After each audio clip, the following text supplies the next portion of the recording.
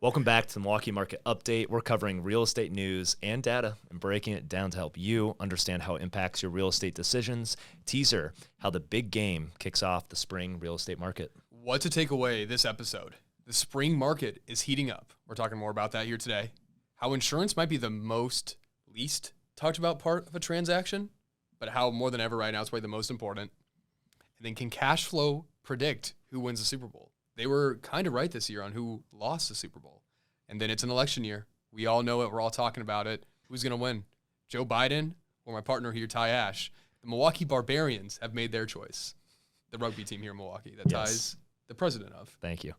We're here to give you the info you need to make the right decision regarding your real estate. Should I buy a home now? Should I be selling? Is the housing market about to crash? Are these headlines I'm reading, content I'm seeing on social media, true or even relevant to me? If you're new to the show or returning because you found value in our previous videos and episodes, it would mean the world to us if you could please take a second to subscribe, leave a 5-star review. You can follow us on TyAsh31 and Nick Harrington28, or reach out via MilwaukeeMarketUpdate.com. I'm Ty. I'm Nick. With Houseworks Collective at Compass, your local real estate experts.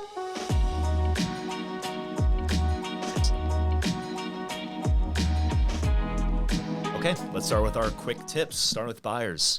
I know you got something for this. Oh, I've always got something for this, Ty. Always. My quick tip for buyers is the market is picking up. It's springtime. We're seeing a lot more activity these last 2 weeks from showings, open houses, and offers that are being wrote. My quick tip is if you're considering buying in the next 6 months, go and start seeing homes. There's no other education like going to see homes in person. Earth-shattering. It is earth-shattering, but there's nothing worse as a buyer when you find that home that you love, but it's your first home, and you have nothing to compare it to. Yeah. And it makes it difficult. Like, you probably have an idea of what you're after, and you FOMO. know, but if you have 2, 3, 4 that you see before, and then that fifth one pops up and you know it's the one, you're going to feel a lot more confident about that. It's kind of like if you're a football team, you're going to practice every day, you know, and you're going to make adjustments. You might try a pro-style offense one day. You might try a spread offense the next, and you're probably going to realize what's working and what's not working. And it's important to take that into consideration. And if you practice enough, you might get to the big game. You might. You might. Eventually you will. You might just Guarantee get it. to closing, the big game. Perfect. Cool. The big game.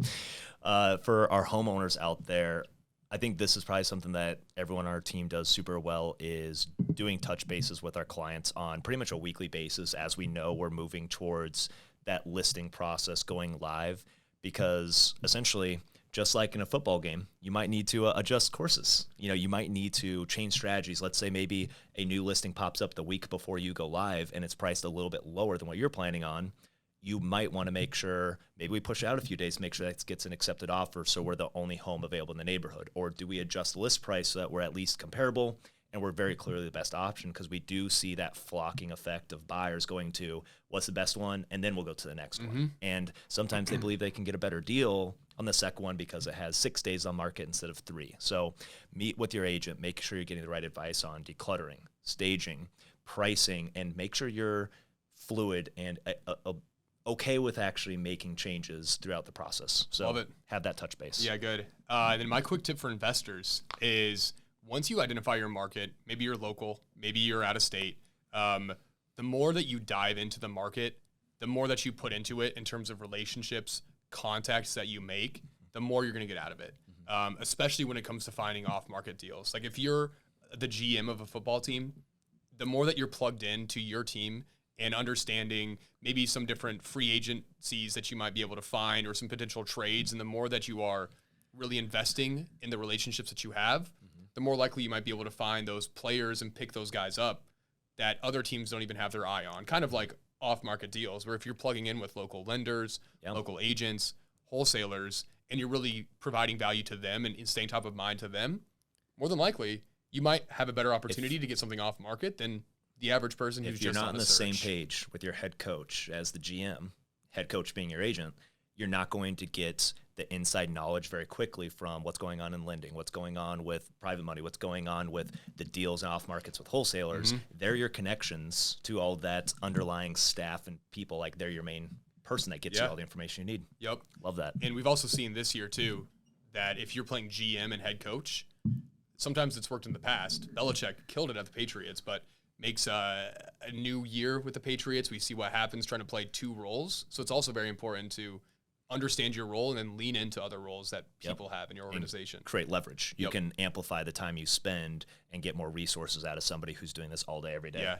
And don't fire a rock star agent. Like if Tom Brady's got to retire and you got to bring someone new in, that's going to be hard for your team. Yeah. There we go. We've gone deep enough into that. So now let's dive into the numbers for our local market here in Milwaukee, obtained through our MLS. Let's kind of, first dive into our first chunk here, which is new listings, pending sales, and closed, and how they kind of relate. Starting with new listings, we had just about 1,000 listings last month in January, up 5%. Pending sales, 400.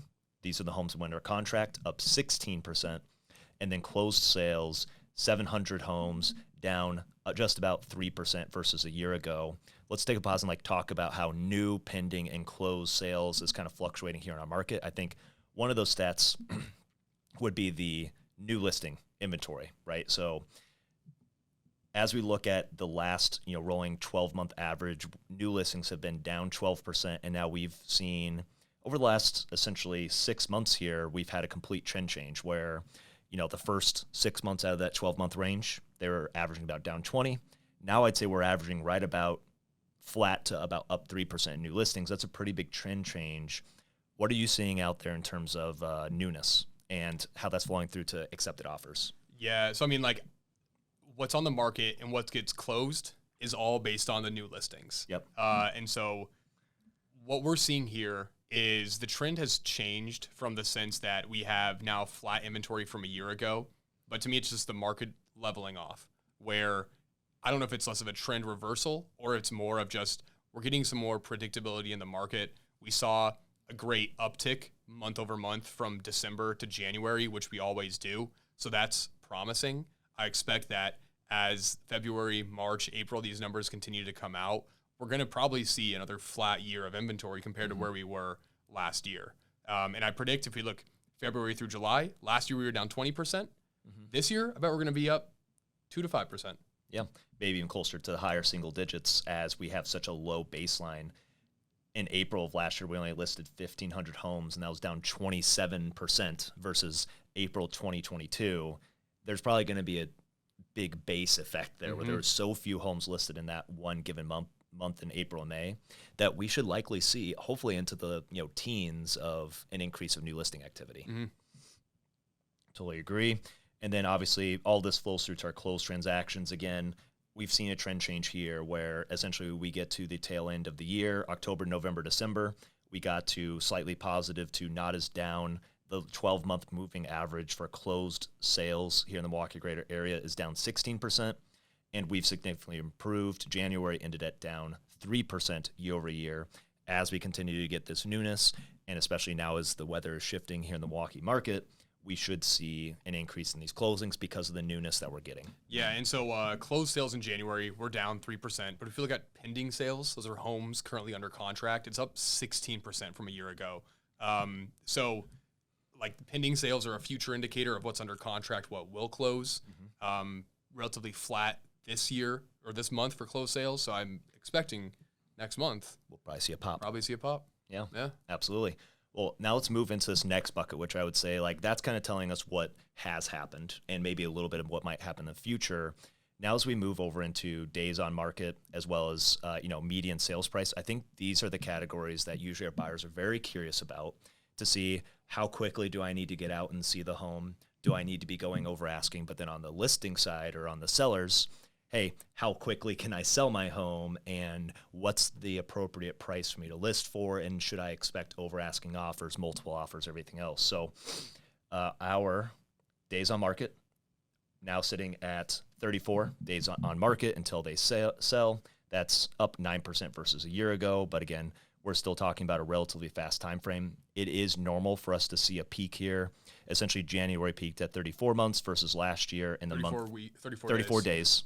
34 days versus July, we are essentially at 16 days. So you almost see twice as much time on the market. We just came out of the winter season for the most part, and we kept on saying winter is going to be one of your best times to buy. You can see that right here in the days on market. Then moving on to our median sales price, we're sitting at 271,000. That's flat to a year ago. And what's interesting to see is the rolling last 12 months has been prices going up about 7% year over year. If you just bought in January and you just closed, I feel like you just got a deal. You probably had less competition. There was more days on market, which we just kind of talked about. I think there was also a couple bubbles in there where we saw some lower interest rates. And talk about perfectly timing the market, but in order to time the market, one, you have to get a little bit lucky. Two, you have to be out there looking at homes. Kind of goes back to your buyer tip. Yeah. And I think like the big takeaway that I see from this, when someone asks me, what's the market like? Days on market to me is the biggest indicator that shows what our market looks like right now. How quick is the inventory that we have on hand based on the data we have? How fast is that going to sell is all that this says. If there's no new listings that hit the market, and that's like, if there's one takeaway for a new buyer or a seller or whatever it is, it's understanding this right here. This is going to give you the best snapshot, in my opinion, of how competitive is it, what kind of offers do we need to write, and how quick do I need to move during my home search. Totally agree, and that does matter neighborhood by neighborhood, obviously. And then from here, we move to the original list percent over original list price, or your percent over asking.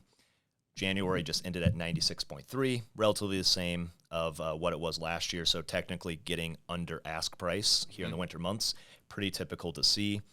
February and March, as we're essentially halfway through February, and then working our way right into the March timeframe. This is where we see that change, where all of a sudden you see a 2% jump, then another 2% jump, and another 2% jump as we get into late spring, early summer.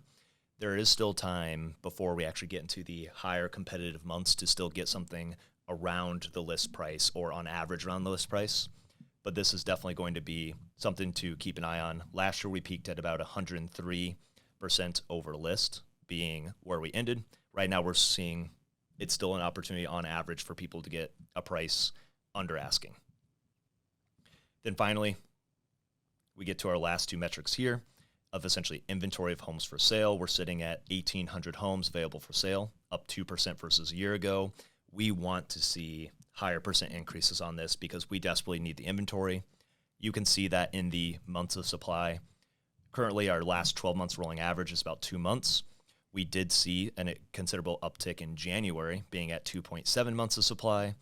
It's too soon to see, okay, did we finally hit a pivot? Are we getting enough new listings to outpace the number of properties going under contract and closed? So something that we'll monitor. I do think that this is a blip in time, just because anecdotally what we've been seeing in terms of the buyer demand relative to the number of listings. I know you had a couple homes that you went to just this past weekend, and we saw 10 to 20 offers on each of those. Maybe talk a little bit more, as we've talked about percent over asking, the inventory that's out there. What do the offers look like that are winning? Yeah, and I misspoke. You had days on market, and I started talking about months of supply. Yeah. But I'm catching that now here, so we're all good. It's okay. We never have done this before. We've never gone in this order. This is our 10th episode ever. So it feels like I've noticed a big shift in buyer demand these last 2 to 3 weeks. Yep. For the last 6 months, it's always been competitive for buyers. Mm-hmm. It's been a market where it's rare to be the only offer if it's priced correctly. It's a bit rare to have something that's priced correctly and in good condition sit very long. Yep. And then that's normal. That's kind of the market that it feels like right now. It's competitive. There's several offers. What I've noticed these last 2 weeks here, it's February 14th. This last weekend, I went to a handful of showings with some buyers. Mm-hmm. South side of Milwaukee area, kind of like Tippecanoe, South Milwaukee, that like greater pocket. One was a single family home priced at $205, underpriced. Yep. They received 18 offers. Yep. 2 of those had waived inspections. And then a duplex a little bit further south, great location, priced around $250K, standard 3-3 duplex box build. They had 8 offers on their second day. Mm-hmm. And so it feels like that price point between that 200 to 300, that like entry level price point, I would say. Yep. Below our median. Yep. Yeah, it's been insanely competitive all of a sudden these last 2 weeks.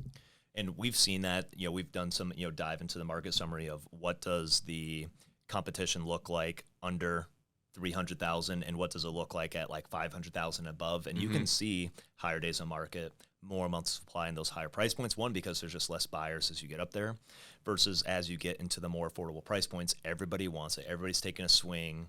And in all honesty, usually when you have that marketing list price, you get a lot of hopeful buyers where you have 18 offers, 9 of them are pretty much really close, at least what we've seen on the listing side, are really close to list price because you have hopeful buyers that maybe this is the one. But then you have the other half that are actually realistic offers, have looked at comparable sales, are doing the softening of contingencies that they need to protect themselves. But I think most importantly, what you said there of, yeah, there's 2 offers on there where they waived inspection. That was something that the listing agent shared with you as a agent writing for your buyer. We're not seeing waived inspections on every single home, but in the ones where there's 20 offers, it's very likely that you're going to see that. But it is still important at the same time to submit your offer, write what's best for you, use that inspection not to request, and get that feedback. You know going in that you're probably not going to get it because you're not waiving your inspection. We would never recommend that. But you can find out, where did I rank? Yeah, there's 20 offers, but let's put the best offer, my best foot forward. You never know if you're going to get the call back, but were we ranked number 3 out of 18? Or were we number 18 out of 18 is super important information for you to understand as you go through.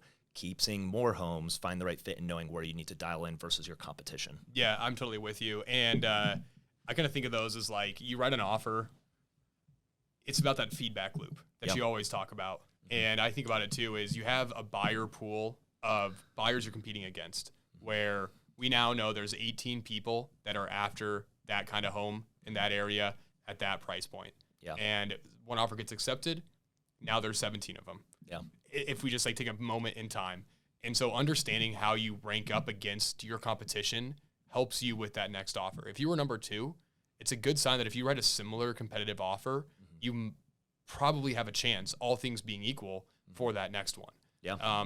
If you write and you're 18 out of 18, you got some adjusting to do to make sure that you're writing offers that are competitive, or like reevaluating what works for you and your budget and whatnot. But that's incredibly important, and I think it's good to provide that back to the client as well too, to share, here's where we missed, here's what it looks like. Yeah, I agree. And as you see, like as you go through the year, I think another thing is like having that game plan, having that constant rapport, going on a couple of showings in a weekend as we get into the peak part of the year where there's double the amount of new listings. Sometimes there's opportunities to write 2 offers on 2 similar homes in the same weekend. Being able to move quickly, realize, hey, they were reviewing Saturday, we didn't get it, but then writing the next one for that next Sunday. You can sometimes get 2 offers submitted in the same weekend. You don't want them overlapping. Yes. But sometimes you can move quicker because somebody else is down there, you know, kicking the sand, being disappointed they didn't get the home, but you're moving forward with a plan, the feedback loop. You knew where you stacked up and how to win that next one. Yeah, and I think it's important too to consider, is this a realistic market price for this one, or is this a marketing price? Yeah. And almost setting aside what the list price is and using comps as more of your guidepost as a starting point, because 205, I mean, that was wrong price altogether. Yeah. And so great for the seller. Oh, phenomenal. So it's like, if you're writing 30K over asking, like, is that mean you're going 30K over the market value, or are you actually now going 30K over asking, writing what the home is probably worth to begin with? Yeah, totally agree. And that's something we go through all the time. Let's do a little pivot into the 2-family or duplex space for our investors out there, starting with our median sales price. So we just entered into January 2024 with $180,000 as our median sales price versus $166,000 last year. That's up about 8%. We ended 2023 being up right around 11% for the duplex space. And then the months of supply sitting at 1.8 months versus 1.1 a year ago. I feel like this 2-family space operates a little bit differently from single family because there are a lot of investment properties that do have tenants that are still providing cash flow to their owners. So they can leave them listed for 180 days, 300 days, and it's not really impacting them. They're not necessarily for sellers. They're looking for their walk-away price. And then we have our median days on market sitting at 21 days versus 14 days a year ago. Again, I think when we're at like peak middle of the year, hot and heavy investors in there, I think we were closer to like 6 days median days on market. Then moving on to our active or new listings, we had 160 new listings this last month, up 60%. We only listed 100 a year ago. This could definitely be driven by portfolio action, but a lot of newness coming to the market. It'll be interesting to see what the actual list price is in this next, upcoming month, and see how that actually flows through. Active listings right now, 220 versus 200 a year ago, up about 15%. Again, this is a space where we desperately need inventory, very much like our single family space. The stat that we shared last month is that there's 2 investor buyers for every single one investment property out there. And most of those investment buyers are, again, all flocking to one listing, writing their offers, moving to the next, this whole herd mentality. What went under contract last month for pending? 62 under contract versus 95 a year ago. So some weird, separation there between what's new, what's active, and actually seeing a dip of went under contract this last month. I think this is a pretty clear indicator of there being some stale inventory out there and what's active. And then finally, what sold. Just about 100 listings sold last month in January in the duplex space, up 34%. So we are seeing, people closing on these properties and getting snatched up, especially for those good listings out there. Anything that you have to share in terms of what you're seeing out there in the duplex space outside of the competition you saw in, the property that you wrote an offer on this weekend? Yeah, it's you kind of have 2 different markets when it comes to duplexes, I think. You've got the duplexes over $225K. Yep. And the duplexes under $225K. Yeah, right at the median price. Yeah. And like the duplexes for the most part priced over the $225K are typically going to be in areas that have higher average sale prices than the ones below $225K. Those are moving so fast. Yeah. Like 2 days, 3 nice days on buildings, neighborhoods that have amenities, desirable, a lot of times house hacker type property where they're desirable places to live. They're not necessarily as worried about the cash flow today. They're just using low down payment options to make it easy to buy their first investment property and more focused on the long-term gains. Yes. As opposed to the lower market, you're seeing maybe the higher days of market in those locations. Exactly. Okay. Yeah. If you got kind of your pick in choice when it comes to the sub 220K duplexes, I feel like, where there's always a consistent amount of inventory in that space and higher days on market. But yeah, when you're above that 220K price point, you don't really have the affordability to be choosy, it feels like, because they don't come up that often. And when they do, they're competitive. Yeah.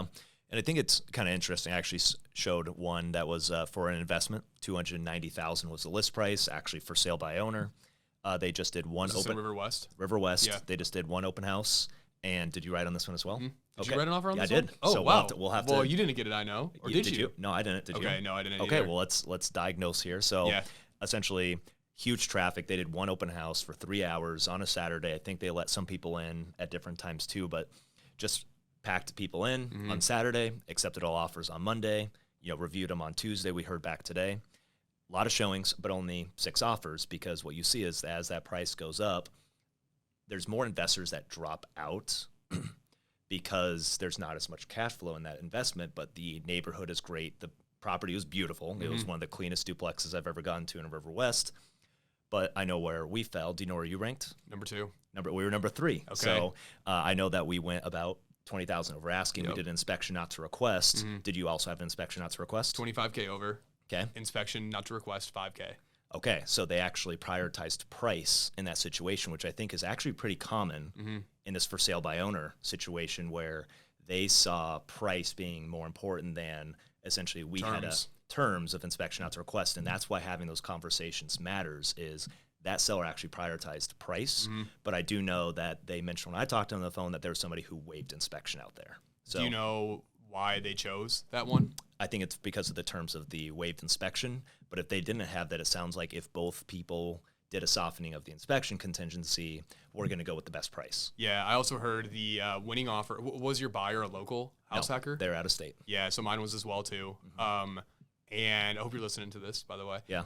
They chose the winner because they were a local investor that was going to live in one unit and rent out the other. Got it. Very much involved in the community, very much involved in River West. Okay. So there was a little bit of that helped to buyer weigh love their letter decision. kind of stuff going on there. Yeah, and this is super unique because it's a seller situation, right? As opposed to not. And a typical listing where an agent is representing the seller, Most people advise not to write love letters. And it's filtered out even if you provide it. Yeah, and as a buyer's agent working with buyers, I always advise not to do it too, because it opens up a whole can of worms from Fair like housing. a fair housing violation perspective. But that's kind of the nature of the game you get sometimes with for sale by owners is, maybe we didn't even have the best price or the best terms, but they just loved that it was someone that was local that was going to live in that unit too. Is also entirely possible. Can't wait that to share this feedback, but it's actually interesting when we both write in the same one, around the same price, advising our buyers towards the same thing of what's the market value of this property. Because I talked to the seller, I said, here's what we're thinking. He said, you're not even close. I said, how about this number? He said, yeah, that's a little bit better. Okay, we're thinking about doing these terms. I don't know if you were in before me or not, but he guided me towards that number. Yeah, that's what we went with. We saw that there's comparables all the way up into the high, or mid 300s. It felt good from an appraisal standpoint and rolled with it. Yeah, that one kind of was a gut check for me, because typically any for sale by owner I've ever wrote on, I've got it accepted. So I always soften up the seller a little bit and make him try to turn the charm on and whatnot. And so I felt like we had a pretty good thing. Yeah. But apparently he just crushed my spirits. How was your financing? Good. Good? Yeah, as good as it can get. Okay, so was ours. Oh, wow. There we go. Crazy. Okay. So it's very curious. Well, I guess we'll have to see what actually closed out in the terms or who gets the call back. So I guess we will see. Going from there, wrapping up this investment space, we're seeing average rents here in Milwaukee County for a 2-bedroom and bath, still sitting in those kind of, $1,200, $20. We've increased a little bit month over month, with the median being around $1,150. So let's take a quick pause now. What other stats are you guys looking for more information on? Ask us in the comments below. Shoot us a message. We'd love to give you our take on what's coming next in the Milwaukee real estate market. Now let's dive into some news headlines, both local and national. What do you've got for us to walk through? So less of a headline, but the theme of this is the big game, because we can't say we can't say the word. The big game. They'll come after us. Roger Goodell will They're watching send us. a cease and desist. They're watching us. But just an anecdote that I want to say is that the market is picking up from buyer demand. And if you're listening to this, you're considering buying a home this year, I can't reinforce it enough. Start now. Connect with an agent, connect with a lender, and start shopping at properties. Even if that timeline is 3 months plus, the more that you can do to just get into homes, start going to open houses, the better you're going to be prepared. Just learning the market. Sidetrack to that, though. I do have some good articles for us. Okay. Here we go. I think where I want to start, so I work a lot in the investor space. Yep. And this is maybe investor focused, but I think it's also just inventory focused in Milwaukee. There is a corporate owner called Vinebrook Homes. If you look up in the tax records, they're VB1. Okay. They own over 1,000 properties in Milwaukee. They came here in 2019. They own mostly single families and duplexes, price points under $200K. Across the U.S., they own over 10,000 properties. They have a massive loan that is coming due next year to the tune of $1 billion. And word on the street is that they're not able to pay off this loan. I've seen it here where I think they sold 70 of their properties last year. If you pull in the MLS right now, they probably have 30 active listings right now. They are dumping their Milwaukee inventory.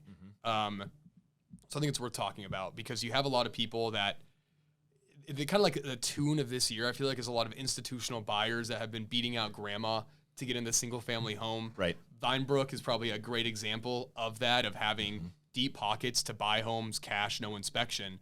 But now we're kind of starting to see the effect of, I don't know the details of how they ended up in this situation, but there's going to be a flood of inventory that's hitting the market in Milwaukee under this $200K price point. These homes necessarily aren't in the best condition. They need some work. But this is going to have a severe impact on this inventory for a while. Yeah, I'm looking at it right now. I just looked them up, Vinebrook, Milwaukee. There's some of their rental listings. These might be some of the good ones, but, some of the locations here neighborhood-wise that they're located in: Arlington Gardens, Lincoln Creek, Old North Milwaukee. And it's actually kind of interesting. I wonder if their criteria, like, it's literally smack dab between busy roads, like between Hampton and what is this, Capitol? Yeah. Where it's like, it's far enough, like none are like on major roads. None of them are like near major intersections. They're like kind of all in the heart of like little pockets here. But I think what you'd mentioned before is these are below the median price. They're like 2-bedroom, 1 baths, 3-bedroom, 1 baths, and they're dumping inventory out there into these price points. It's definitely something to consider if you're an investor yourself of, if there's going to be significantly more inventory added to the market and probably in poor condition, that's going to lower the median sales price in these neighborhoods, which could really impact your appreciation over the 1 year, 3 year, 5 year time frame, which we all know that's usually the biggest wealth gain you have when you invest in real estate is the appreciation. Definitely. Yeah, the one good thing I would say about it is it might help your tax bill. Yep. If the median sales price is reduced because of it, the city assessment might say your property value's gone down, so your tax bill might be lower. Just looking at the bright side here. Yeah, but I'm sure that the city of Milwaukee is going to go do a thorough analysis of who can get their taxes lowered. So, very very nice. You got anything else on Vinebrook? That's it for VB1 here. Okay. But I think we should talk about here insurance. Yeah. You know, everyone loves talking about insurance. It's a pretty fun topic. It's kind of like if you're like looking at the big game, you know, it's kind of like talking about what would you say? Having Patrick Holmes on your team? Yeah, it's a horrible thing. And it's kind of like Taylor Swift and Travis Kelce. There you go. Know, it's annoying. No one really likes it. That's kind of how insurance is. Okay. But we had an insurance broker come in at our But meeting you have today. to watch, if you're going to watch the game, you're going to have Taylor Swift and Travis Kelce on the screen. If you're an NFL fan, you're going to see Travis Kelce and Taylor Swift. Yeah, insurance required. Kind of like if you're a homeowner, you have to have insurance. Okay. Let's talk about insurance. Yeah, so we met recently when we were just at like our staff meeting, learning more about this, and I feel like this is like the least talked about thing that can really impact somebody's home purchase, somebody's investment. We're talking about interest rates super consistently. We're talking about competition and low inventory, but very infrequently do we bring up homeowners insurance and the impact it's having across the entire nation. A lot of people hear about obviously natural disasters, forest fires out west. You've got hurricanes, down in the southeast and Florida. But what about Midwest? There's anything that goes wrong there, right? No. But apparently there is. And I think the interesting thing that was shared with us is home insurance companies went into massive growth mode during the time of COVID, where they saw an opportunity to increase the number of accounts that they supported. They went to acquisition mode, buying other companies. But then all of a sudden we hit this huge, ramp up of inflation of the cost to rebuild, because the way that insurance gets priced is based on if your entire house burned down today. Yes, you bought it for $250,000, but it would cost us $500,000 to rebuild. Your pricing is based off of replacement cost. Well, guess what? The cost to replace it now, before maybe it was $500,000, now it's $750,000. Like, they have seen significant increases from COVID, supply shortages, wage growth, for all these things, that the prices are going up. That's one consideration, is that those are not going to return. They're not going to go down. They're probably going to continue to go up in the future. I think the biggest change is one of the biggest components of your home, your roof, is getting a lot of scrutiny here in the Midwest, all around the country. And I think that's something to talk about a little bit more. Yeah, and like to summarize what you said, insurance companies are feeling the pressure financially. Yeah. They are struggling. They are hemorrhaging. Yeah. It's kind of like Brock Purdy on the final drive in overtime and having to settle for a field goal. Yeah. Maybe a little bit worse. And so the effect that this is having on the consumer is what matters. And what the effect is insurance companies are becoming a lot more strict on who they accept, what policies they take on, and what part of the homes they're going to insure. And who's going to make the money. And it's not people with old roofs and old homes or homes in less desirable neighborhoods with higher crime. They're starting to reject people, which you're like, I thought that they just had to insure me. Yeah. I thought I was going to go there and get a yes, and they're starting to reject people. They're getting to the closing table, then having somebody come out post-closing and saying, nope, never mind. And so I'm hearing for the first time a lot of my clients that have roofs that passed inspection, that insurance will deny them. Their broker says, hey, we need to find a new provider. It all works out. They find different providers, maybe at a higher cost. Yeah. But something to keep in mind as a buyer right now is insurance. I think like some takeaways are, if you have the option to not file an insurance claim on your home, don't do so. For like low cost, it's going to be low dollar amount or maybe no dollars, because you're going to say, now I'll just fix it with my own cash. Still counts against you. Yep. So keep that in mind. As you're going through your home search and looking at homes, the quality of the roof is incredibly important now more than ever from an insurability perspective. So making sure that checks out. It's kind of just like the naked eye test, I would call it, where you don't need to be a roof expert to look at a roof and know that roof's bad. If there's missing shingles, it's a little fuzzy. Fuzzy. If there's a hole in the roof, but those are what the insurance brokers, when they send out their team to value insurance, like that's what they're looking at. So just more consideration than ever is that's going to tighten up. Costs are going to rise, and that trend isn't going to change for a long time, in my opinion. Yeah, I totally agree. I mean, they're trying to stop the hemorrhaging, as you kind of said there. So, be mindful of that. Typically, you get introduced to your insurance person when you have a car. You've got your car insurance. Most people are driving around. Usually, people just go to that person and get it bundled because there's good pricing. Your lender, your real estate agent, usually are going to have really good referrals for you for people that maybe aren't just pigeonholed to one type of policy, but actually have a breadth of policies they can run you through, like an insurance broker. It's worth talking to multiple people, and it's also worth reshopping it every single year. They're in the business of making money, and if that means they just keep on raising your price every single year, they will, and they'll keep on taking your money. It's worth reshopping each year as long as you're staying compliant with your mortgage. Yeah, part of me also wonders too, like if these insurance companies are struggling so much, why does State Farm have paid sponsorships with Patrick Mahomes, Andy Reid, and blow up and Super Travis Bowl commercials? Kelce. Travis Kelce. Those are like three Arnold of the Schwarzenegger. most expensive people out there. Clearly, State Farm's doing okay. Yeah, I think we heard that they're not. But that means you just market more. Just pretend like nothing happened.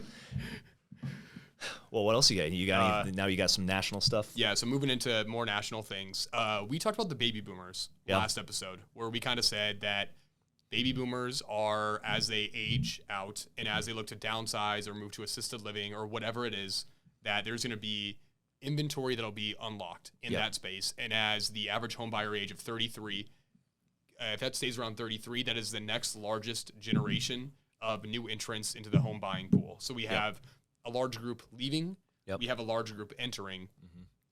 What I just read is that baby boomers' homes, on average, have one more bedroom than not baby boomers' homes. So the inventory that we're going to see free up during this, if we do, is going to be the larger price homes, the homes that are priced above average compared to other homes. Didn't we say that's what we really need is more expensive homes? And so it's going to be really interesting to see this play out because it's almost like that if this all comes to fruition, it's almost like that pocket of inventory, like the McMansion style, like the prices there are going to suffer. But the homes that are still those like classic single family first time homebuyer homes, the prices there are going to stay competitive. And so it's going to, or maybe it's the people that already have homes that are looking to upsize, they might move into those homes. But it's going to be interesting just to see this all play out because we talk about this group leaving the market, but if you take a peek under the rug, if you really look at the play sheet, it's it's not as black and white as just new homes hitting the market for first-time home buyers. Yeah, and I think I've seen it shared somewhat similar to this vein, not so much by age, but by location. Like, there actually are enough homes and housing out there for everybody. They're just not in the right location. Like, all these people moving south to the southeast, the Sun Belt, well, there's plenty of homes across the entire nation, but people don't necessarily want to live in, I'll just throw Detroit, Michigan under the bus, Unfortunately, they couldn't make it to the big game. And also, there's a ton of homes there people could buy, and they're all like $100K, but no one wants to live there necessarily, or at least maybe not in some of the neighborhoods. If they could just pick up those homes and move them, then we would probably be able to solve the housing issue, but that's easier said than done and / impossible. You can definitely move homes. It's just actually not worth doing it. So, like, it's like you're saying here, like, there's going to be this big amount of inventory that comes in that's going to be bigger than what the typical person needs. It's actually not matching a product market fit. Yeah, like, exactly. It's the mix a mismatch. Isn't there? Yeah, that's right. It's like if you go to Kohl's and they only have XL jackets and you're not an XL, I'll be just fine. You would be okay. I fit into some XLs. Yeah, you're huge. Thank you. Yeah. What's next? Next thing here. Okay, so one thing that I'm watching here, if you do a rewind to March, April last year, we saw a little blip of a bank crisis. We saw Silicon Valley Bank have a bank run, something we haven't seen in a while, seen ever. What the Fed created was they called the Bank Term Funding Program, basically giving these large institutions the ability to gain access to liquid cash for a year at a short-term interest rate to pay back the government to basically help to cover any deposits or risk from their consumers there. That program is supposed to be ending on March 13th this year. So what's going to happen March 13th? We don't know, but we do know that as rates stay high, it puts pressure on banks to be able to succeed and just be in a healthy financial situation? Is this going to be something where we start to see more bank runs? Is this going to be something where we see the Fed extend this program for another year? Or let's be honest, they're probably going to extend it. Or what? No, or they're not going to extend it. And what's going to happen is banks are going to become under pressure, and interest rates are going to soften. Guess we'll find out. Yeah, but that's something I'm staying my more eye on on. that next month. Yeah, more on that next month. Probably 2 months. Yeah, I think that there's going to be some pressure and maybe there's some pain. And I think sometimes they like let a couple people fail, people being banks, and then they let all the big ones win. Yes. And it ends up consolidation of banks. And everyone freaks out. It gives us some, really fun things to talk about for 1 to 2 weeks. It burns the social media feeds, a lot of doomers, out there. And then we get to next month and it's pretty much the same and everyone goes and does their lives. So, yeah, so I'm expecting more of that, but it'll be super interesting to see where that heads and its impact on rates. I know we have seen the continue bounce around. We'll talk about more rates in just a little bit here. What else we got here? Next one here. Yeah. So sticking to our NFL theme. Big game. I saw a very fun article. I loved this one. A company from Bigger Pockets, they ranked every NFL team by their market, by their cash flow potential. Yeah. So we basically have a stack of, by NFL team, what's the best cash flow market, what's the worst cash flow market. Let me just list off the top cash flow markets that they have here. Cleveland, Pittsburgh, Chicago, New Orleans, and Miami. Okay. Are your top 5. Miami surprises me. Miami surprises me a lot as well, too. And then if we look at your worst cash flow markets, you got San Francisco as the worst cash flow market, Seattle, LA, Denver, Phoenix, Arizona. And so I think this actually came out before the Super Bowl. I'm sure that pregame speech, they were looking at this and they're like, this is really going to hurt our ability to compete. And this, I'm not saying this is why Brock Purdy lost the game, but it doesn't help. It doesn't help the Niners look good and feel confident going into the Super Bowl. Yeah, I mean, they're in last place. I mean, they came in with poor sentiment and emotions, and Purdy couldn't get that victory speech to really get them up and motivated. No. Where did Kansas City fall on that list? Kansas City came in like right in the middle, probably like smack dab in the middle of this, maybe closer to the bottom, but like. And how about the Milwaukee Packers? The Milwaukee Packers. So this is interesting. They then ranked the NFL markets with the best prices. Green Bay came in last. Okay, there you go. Buffalo second. This is from last. Second to last. New Orleans third to last.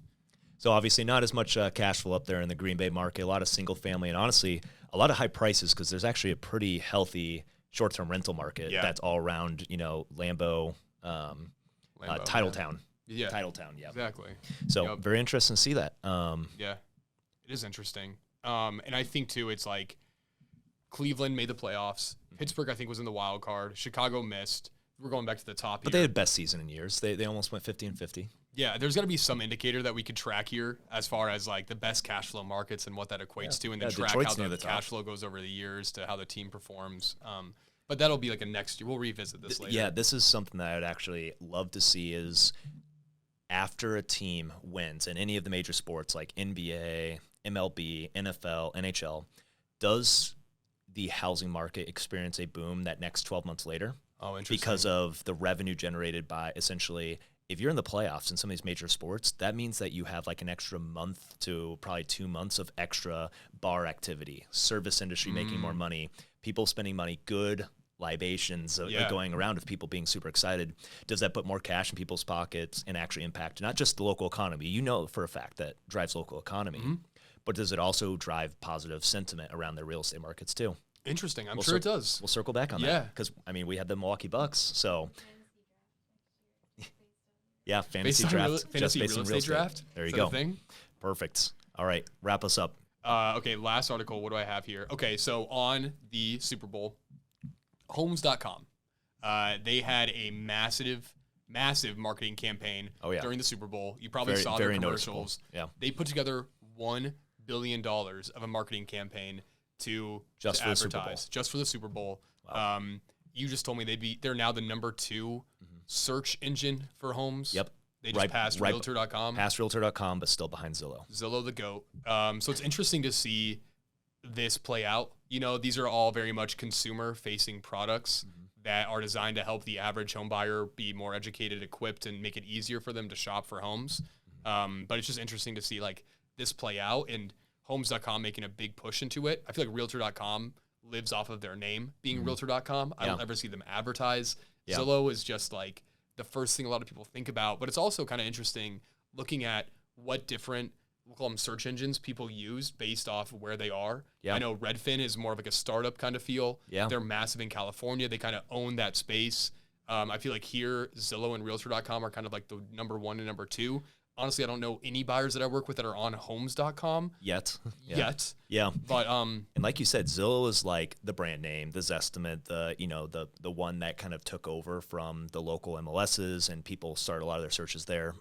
Homes.com is preaching, we've done your homework, and I started digging around it a little bit, and they started packaging like some of these cities and neighborhoods. It's like, it's pretty nice. Here's the school ratings, here's everything else, which is available on most of these pages, but it's definitely focused on like buyer education. Yes. Redfin, I would say, I mean, if you go there, we get a lot of our data from Redfin. Like it's a data company more than it is a real estate company of helping people make these decisions using more data. And then Realtor.com is just, I guess, everyone else. I'm not sure necessarily. I think don't know it's what a little their bit niche is, honestly. Yeah, I think it's a little bit more focused on, maybe just like the housing and getting connected with the real estate agent. I think that's always been their MO is connecting you with an agent to give you info on the home. So it'll be interesting to see, who wins this battle, but there's a lot of money circulating around real estate in total because it's a huge piece of the economy. Like there's a lot of market share and money to be made. And spending $1 billion, and I'm not sure how big the real estate market was last year, but I'm pretty sure it's significantly more than $1 billion. So there's a lot of market share to be gained. So with that, now we'll just kind of run into the national topics just to keep you guys kind of posted on housing, inflation, all those different things. So starting with housing inventory, nationally sitting at 714,000 homes. We've seen this be relatively stable, still sitting under 1 million homes. We've essentially gotten nowhere near the pre-COVID peak, which was closer to 1 million, still sitting at down 30% from pre-pandemic levels. Then the mortgage price index, which tracks new mortgage applications. We have seen a little bit of a rebound over the last month or two as rates went from 7 down to the low 6s. Now we're seeing them peak back up again. I'm sure this will be something that kind of just continues to follow what's going on in the interest rates, but still seeing relatively low, last decade, 2-decade lower pre-approval amounts. However, these are new applications. There's definitely that pent-up buyer that seems to be out there. Now moving on to the home value index, Milwaukee still sits in the top 3, sitting at essentially 8% home values going up for the typical home from the 35th to the 65th percentile. It'd be interesting if you could get the other piece of the 1st to the 35th, as well as the 66th to the 99th percentile of price to see how much that is going, because essentially Milwaukee for the total market went up about 7% on average the last 12 months. We're seeing that the typical home is going up faster. I bet as you get even closer to that 35th percentile, it's even more competitive, just like we're seeing anecdotally in the market. And then rents, Milwaukee kind of sits in the middle of the pack at around, the 8th, number 9th, at about 5 to 6% rents going up year over year.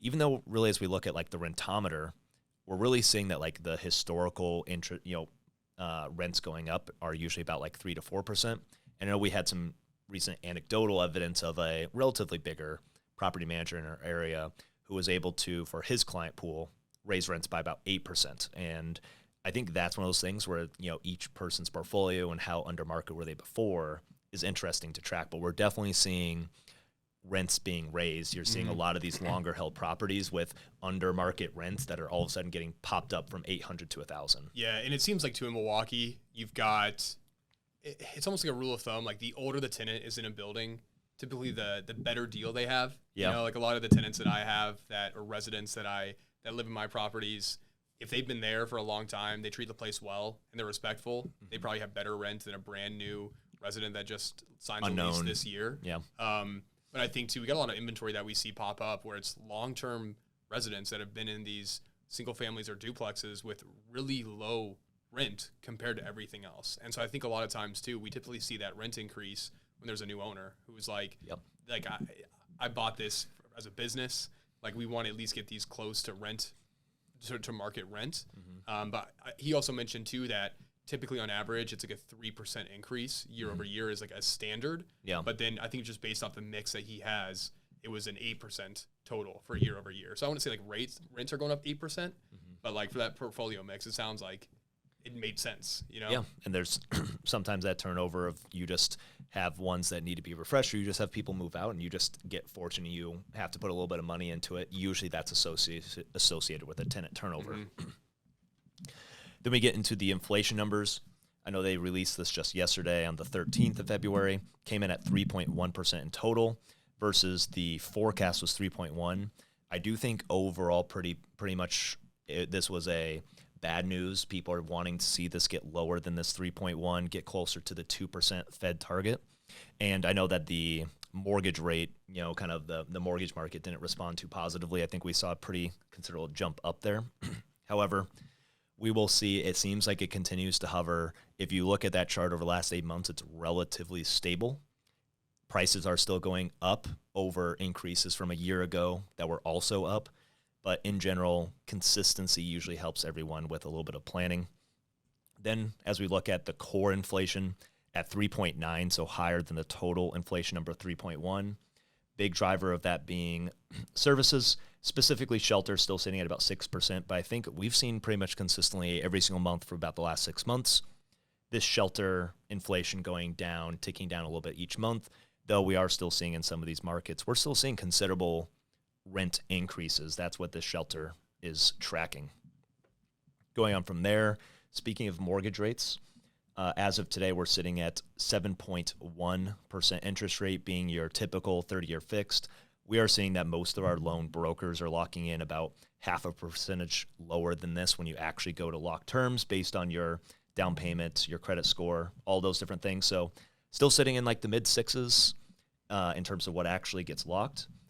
I think as long as we continue to see the stable between 6 and 7, it will play a little bit of a barrier between some of these buyers, which in all honesty right now, at least in our local Milwaukee market, having 6% plus interest rates is actually probably healthy. It would be kind of scary to see these get down into the 5s, low 5s. I think that would be pretty chaotic seeing the new buyers that would come in. Yeah, I'm picturing like, I don't know if you ever watched SpongeBob. Oh, yeah. You know the episode where it's fine dining and Squidward says, empty your brain besides fine dining and breathing. And then the guest comes in and says, what's your name? And then it's like he goes to his brain and his brain doesn't know what his name is. And it's just little SpongeBob's running around and his whole brain's on fire. Like that's what I'm picturing if rates were to drop. You know? Things are on fire. Things are on fire. People running around. Just take whatever house you can grab and run with it. Exactly.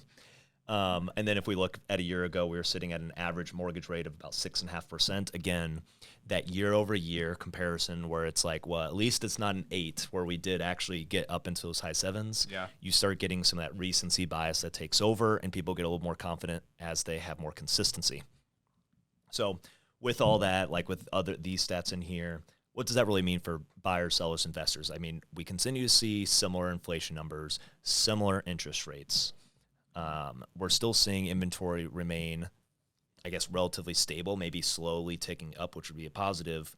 What should we take out of this for this month as we go into the spring market?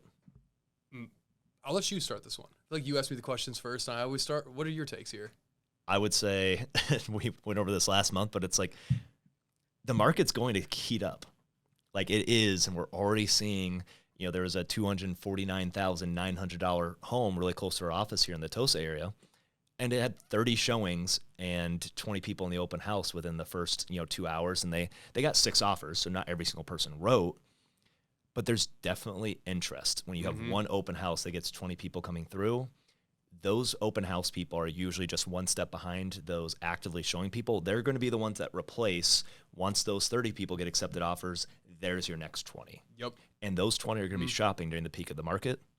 So if you're in that not going to open house group, if you're in the window shopping phase of Zillow, there's probably 20 other people looking in similar areas to you. Like, it's going to be there. Our demand has consistently been there. So for buyers, if it's the right time for you and it's in your budget, just start looking at homes, start those conversations, and start making steps, because unfortunately we do have those conversations with people who have been searching for 2 to 3 years, but that searching is probably mostly, couch surfing on their computer. And they've seen prices for the typical home here go up from $270 to $350 in several years. Yeah, I think for sellers, you can be optimistic about what you're going to be able to sell your home for. Agreed. You don't need to fire sell it. you can go market it appropriately. You can probably, your biggest risk is probably finding your next home, not necessarily selling your home. Yeah. That still maintains true. I'm with you. I think too, for the buyers out there, if you're waiting for something to change, for it to be the right time, you're going to be waiting for a while, is my prediction. You kind of mentioned, like, people have been waiting for rates to drop. People have been waiting for prices to go down. If you're waiting for that perfect time, and we kind of spoke about this last time, you're going to be waiting for a while. Yeah. And I think, like, did we talk about this on the podcast? Like, I think the best last time to buy a home was right before COVID, or right at I'm the not sure if that start was a of COVID. podcast, but we were talking about it with somebody. I think it might have been over the phone. We were just chatting about this. We're like, if you had a crystal ball and thought about the best time to buy a home in the last 5 years, it was probably January to March of 2020, right when the pandemic frenzy was going on. Because March Madness is getting canceled. Rates were super low. No one was really buying and shopping around for a house. But the average person probably would have gone, like, we have a national, worldwide event happening. It's probably the worst time to buy a home. So there's always going to be some reason not to. And when you're waiting for that time to buy the home, prices is correct, interest rates drop, it's probably going to be because there's some break in the economy that caused a massive shift, and a massive still bubble. Going to be fear. And that's going to be a bigger concern in that moment than rates or prices, is my opinion. And I think that's where the predictability comes in. If you can consistently plan what the interest rate's going to be, how much our home value is going to go up this year, what are the options that are going to be available to me? If you can just sit down and actually, like, have a little Sunday coffee meeting with your significant other or with yourself if you're buying solo, like, if you can plan it, you can do it. Yep. All right. How about that little motivational You can plan speech? it, you can do it. Anything you got for investors? Same. Same. You know, same. Like, the investors that I work with that buy homes, they analyze a deal every day. Yeah. If you want to become an investor, analyze a deal every day. Yep. All it takes. And if you need help, reach out. We've got the tools. We've got the rental estimates. We've got the property manager connections that can actually give you even more accurate estimates of what's going on, what would need to be fixed to get market rents. Like, we're here to unlock the mystery of, am I going to be successful or not? Definitely. Sure. So what's new? What's new, man? It's Valentine's Day today. Awesome. Yeah, so I was at Target last night. Okay. And I was buying some goodies for my girlfriend. I texted my sister and I said, hey, Valentine's Day tomorrow. She works at Target Corporate. What should I get her? She sent me like 5 things. And then I go to Target. Buying is at Target in areas that you don't normally go into, like in the women's section or the makeup section. Oh boy. It's incredibly stressful. trying to find a lip gloss in the makeup aisle in Target is so hard. There's only like 100 options. And like, I was in Target for 25 minutes. At one point, all I had in my little pack, was a candle. And I'm like, at this rate, I'm going to be here for 2 hours. But, I got some good presents for her. So I guess, like, love is in the air, you know? Love is the season. Good for you. Usually my gift is like doing a chore or two. You're better than I am. How about you? What's new, man? Yeah, I was waiting for you to ask. You're like, all right, should we wrap this up? Honestly, I barely even know. This last weekend, Super Bowl, Chiefs fan. I'm very happy. I definitely was excited about that. Also had our annual awards banquet for the Milwaukee Barbarians. Cool. So How'd that go? That was great. It's at the Cooperage, in Walker's Point here in the Milwaukee area. It's a great venue, great time. We do a special thing where we've got like the real awards, player of the year, back of the year, forward of the year. But then our coach also goes through and does the Miller High Life Awards. So I got President of the Year. Damn. Because President of the club, he said it was just between me and Joe Biden, and it was a neck and neck race. And we had some other ones out there, like the silent assassin of the guy who never talks but just likes laying people out on the field. Yeah. Good guys to have on the team, I'm sure. Yeah, that was good. And also went to the Bucks game. We went to the Bucks game together. We did. Yeah, so I celebrated a friend's birthday. So nice. It's a good start. As we kind of thaw out from January, we've had some good weather. Definitely excited for what's to come, both in the real estate market, but also enjoying our new neighborhood in Shorewood, which is super walkable, has lots of destinations. Yeah, love it, man. Yeah. So with that, if you found any value in the information we covered here in the Milwaukee area, please subscribe, hit that bell notification button so you know when we post our next market update. Thanks, and we'll be back again next month with the Milwaukee Market Update.